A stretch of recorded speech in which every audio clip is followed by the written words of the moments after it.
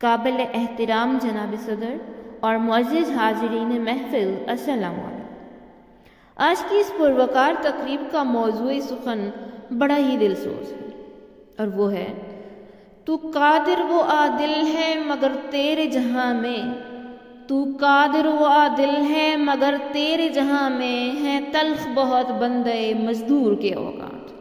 عالی وقار غیر قانونی تجاوزات کا قانون سب سے پہلے مزدور کی کچی بستی پر لاگو ہوتا ہے۔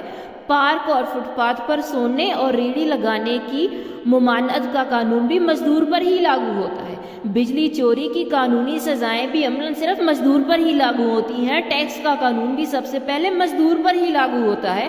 اور عالی وقار ہمارے ہاں مزدور کی اہمیت اور عالی مرتبے کا یہ عالم ہے کہ ہم ہر سال بڑے تزک و اہتمام سے یوم مزدور مناتے ہیں، اور ایسے مناتے ہیں کہ خود مزدور ہی انگشت پتندار رہ جاتا ہے۔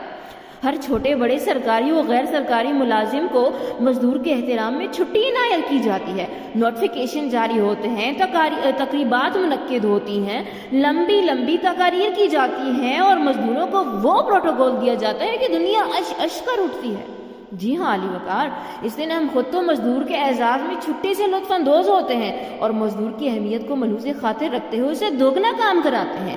اور تو اور عالی وقار اس تقریب میں کرسیاں اور خیمے لگانے سے لے کر جھاڑو پونچھے کا کام بھی اسی مہمان خصوصی سے کراتے ہیں۔ یہ تو بالکل ایسا ہے عالی وقار، بالکل ایسا ہے کہ جیسے دولہے سے باراتیوں کی باقاعدہ خدمت کرانے کے بعد ولیمے کے برتن بھی اسی سے دھلوائے جائیں۔ اور عالی وقار یہی مزدور جب تھک ہار کر شام کو گھر آتا ہے تو اسے نیند بھی گلے نہیں لگاتی۔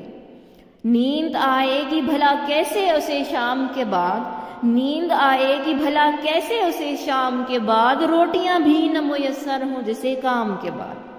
عالی وقار سرمایہ دار سے لے کر تنخواہ دار تک سب زیب و زینت دکھاوے، نرم بچونوں، مخملی قالینوں، حتیٰ کہ سجاوٹ کے نام پر دیواروں کو ریشم و اطلس میں لپیٹنے پر لاکھوں لٹا دیتے ہیں، لیکن مزدور کو اجرت دیتے وقت مہنگائی ان کی کمر توڑنے لگتی ہے، اور محض چند روپوں سے ان کو اپنا دیوالیہ نکلنے کا خدشہ ستانے لگتا ہے۔ زندگی اس قدر سفاک ہو جائے گی کیا، زندگی اس قدر سفاک ہو جائے گی کیا، بھوک ہی مزدور کی خوراک ہو جائے گی کیا۔ عالی وقار ذرا اس شخص کی حالت کا اندازہ لگائیے جو دن بھر کدال چلائے، چنگھاڑتی مشینوں کے بیچ دو وقت کی روٹی کی خاطر کبھی سماعت کی کمزوری اور کبھی اعصاب کی کمزوری کا شکار ہونے یا پھر ہاتھ پیر توڑوانے کے خوف سے دوچار ہو۔ اب تک میرے اعصاب پہ محنت ہے مسلط، اب تک میرے اعصاب پہ محنت ہے مسلط، اب تک میرے کانوں میں مشینوں کی صدا ہے۔ لیکن عالی وقار اس کے باوجود جب وہ خالی ہاتھ گھر لوٹنے لگے تو ایک وقت کی روٹی کے لیے راہ تکتے بچوں کا سامنا کرنے سے اسے خوف کیوں نہ آئے گا؟ جو موت سے نہ ڈرتا تھا بچوں سے ڈر گیا، جو موت سے نہ ڈرتا تھا بچوں سے ڈر گیا، ایک رات خالی ہاتھ جب مزدور گھر گیا۔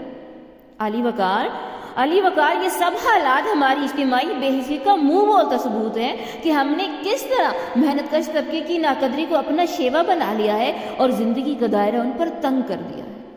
اس دیس کا دستور انوکھا دے گا، اس دیس کا دستور انوکھا دے گا، یہاں کی ریت نرالی دیکھی، مٹی کو خون سے سینچا جس نے، مٹی کو خون سے سینچا جس نے، ہم نے اس کے گھر بدحالی دیکھی۔